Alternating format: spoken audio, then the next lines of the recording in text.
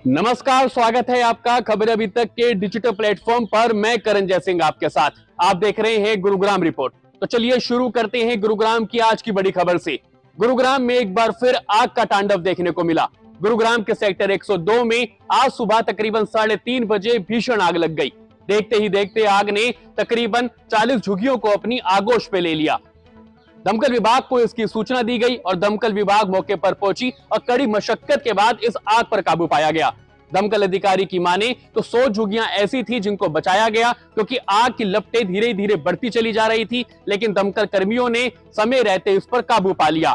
क्या कुछ कहा दमकल अधिकारी ने, आइए आपको सुनवाते हैं।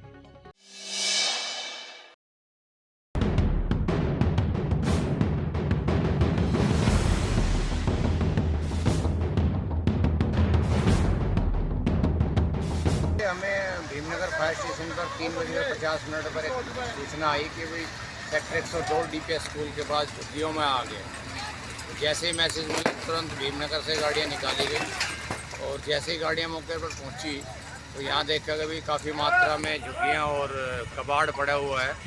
तो गुड़गांव के सभी दमकल केंद्रों से गाड़ियाँ निकलवाई गई।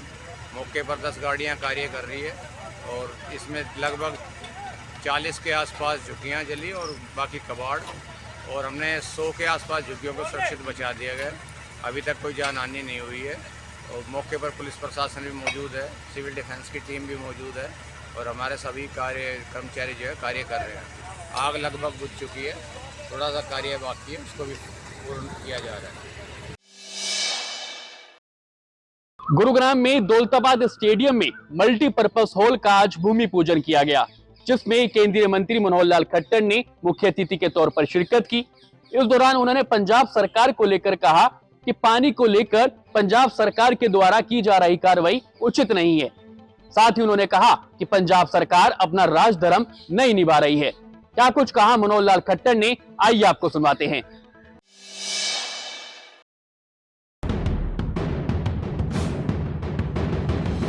वो कार्रवाई उनकी किसी भी तरीके से उचित नहीं है और उन्होंने एक प्रकार से जो राजधर्म है वो नहीं निभा रहे हैं, लेकिन वास्तव में उनका काम भी नहीं है। ये बीबीएमबी जो बोर्ड है, बीबीएमबी ब्यास भाखड़ा जो मैनेजमेंट बोर्ड है, ये उसका काम है। उन्होंने पिछले सप्ताह जो उनकी टेक्निकल कमेटी है, उन्होंने 8,500 क्यूसेक पानी हरियाणा के नाते से छोड़ने का तय किया हुआ है।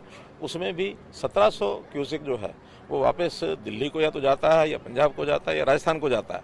उस 1700 को छोड़ करके 6800 मेगावाट जो है वही हरियाणा को, मेगावाट नहीं अपने क्यूसेक, वही हरियाणा को मिलता है। और उससे भी कम करके उन्होंने जो इस प्रकार से दबाव एक बनाया था, वो दबाव मुझे लगता है कि वो ख़त्म हो जाएगा। आज ही बीबीएमबी की इस समय मीटिंग हो रही है और बीबीएमबी की मीटिंग में निश्चित रूप से निर्णय करेंगे और बीबीएमबी के ऊपर किसी प्रकार का दबाव आएगा, निर्णय नहीं कर पाएंगे तो केंद्र सरकार के पास अधिकार है और हम अपनी ओर से उस निर्णय को लेकर के और उस पानी का जो बंटवारा है उस हिसाब से, हम किसी का पानी लेना नहीं चाहते हैं। और बल्कि मैं तो एक और आश्वासन दिलाना चाहता हूँ सभी प्रदेशों को, चाहे वो हरियाणा है, पंजाब है, राजस्थान है, पश्चिम उत्तर प्रदेश है, कि अब जो पानी हमने इंडो वाटर ट्रीटी के कैंसिल होने से जो पाकिस्तान से पानी हम बचाएंगे उन सब प्रदेशों में काम आएगा और हमारी जो कमी, जिसको भी जो प्रदेश कहता है अपनी कमी के बारे में कहता, उन सब प्रदेशों की कमी भी उससे निश्चित रूप से पूरी होगी। बीबीएमबी जो कि आपके पास आता है, ऐसे में खासकर दिल्ली की बात करें, हरियाणा की बात करें, ये तमाम राज्य जो है उनकी नज़र देने के आप पर है कि इस पर जल्द, मैंने बताया ना, इस पर पूरी नज़र है। मैंने बिल्कुल आपको टाइम बताया कि अभी इस समय 4 बजे बीबीएमबी की मीटिंग चल रही है, वो निर्णय करेंगे। किसी कारण से वहाँ कोई विवाद होता, निर्णय नहीं होता तो भारत सरकार इसका निर्णय करेगी। मानेसर नगर निगम में भ्रष्टाचार के आरोपों के बीच सरकार ने निगम कमिश्नर का तबादला कर दिया। दरअसल कल ही निगम कमिश्नर ने एक निजी एजेंसी पर 4.5 करोड़ रुपए का जुर्माना लगाया था। इस एजेंसी पर साफ सफाई और अन्य कार्यों का जिम्मा था। 2 साल के लिए इस एजेंसी को टेंडर दिया गया था, लेकिन निगम कमिश्नर ने कर कार्य में लापरवाही होने के चलते 4.5 करोड़ रुपए का जुर्माना लगाया, तो वही निजी एजेंसी ने भी भ्रष्टाचार के कई आरोप लगाए। इस बीच सरकार ने कल रात एक लिस्ट जारी करी जिसमें मानेसर नगर निगम कमिश्नर का तबादला कर दिया गया है। यह मामला लगातार तूल पकड़ता जा रहा है और वहीं सरकार ने भी अब इसमें दखल दे दी है।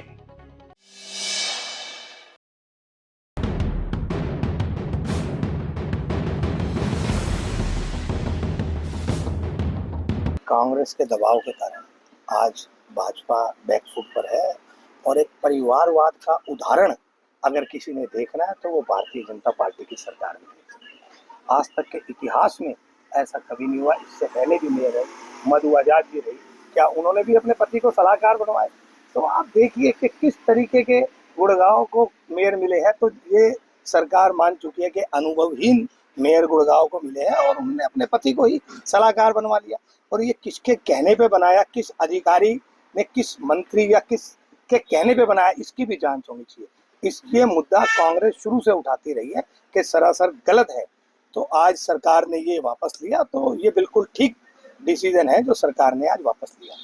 बिल्कुल होनी चाहिए। ये जनता जानना चाहती है कि किसने कहा आपको, या आपने अपनी मर्जी से बनाया तो आपके अधिकार क्षेत्र में आता है कि आप किसी भी मेयर के पति को या किसी को भी आप बना सकते हैं। और एक सबसे बड़ी बात, भारतीय जनता पार्टी अपने आप को विश्व की सबसे बड़ी पार्टी बताती है। क्या उनके पास, उनके संगठन में कोई ऐसा आदमी नहीं था जो सलाहकार बने? क्या मेयर के पति को ही सलाहकार बनाना था? तो ये इनकी परिवारवाद की चीजों को झलकाता है। ये दूसरे के घरों पे पत्थर फेंकते, जिसके अपना घर कांच का होता है वो दूसरों पे पत्थर नहीं फेंका करता। अपने गिरेबान में जाको, किस तरीके से आप परिवारवाद को बढ़ावा दे रहे हो। गुड़गांव की जनता ने आपको विकास के लिए चुना है और आप किस तरीके से विकास करोगे? परिवारवाद को बढ़ावा देकर विकास करोगे? महज 9 दिन के अंदर सरकार को अपना डिसीजन वापस लेना पड़ा।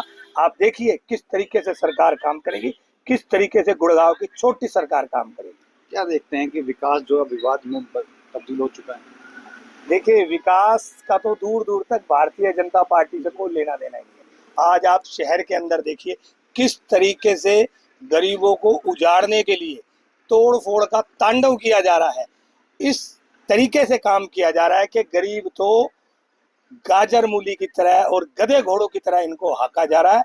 ये किसको अधिकार दिया, किसने अधिकार दिया कि किस तरीके से आज पूरे शहर के अंदर तोड़ फोड़ का खेल किसके इशारे पर किया जा रहा है, जो कि सरासर गलत है।